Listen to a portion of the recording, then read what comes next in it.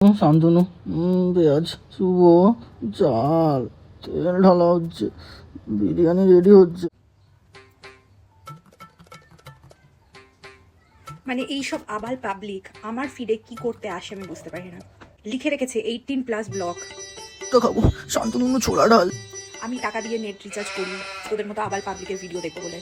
তোদের মতো লোকজন ফিরে এসে যায়, তারপর মাথাটা চুপ করে গরম হয়ে যায়, মানে একদম সাটিয়ে দিই একবার এমনি এমন কেলাবো বুঝলি না, এমনি মুখ দিয়ে আওয়াজ বেরোবে, তখন আর আলাদা করে করতে হবে না।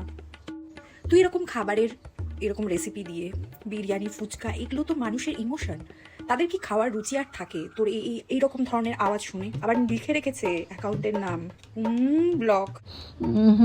চিকেন কষা হচ্ছে এখানে। তোরও হাগা কষেই গেছে বুঝতে পারছি, ওই জন্য তোর এরকম আওয়াজ বার হচ্ছে মুখ দিয়ে।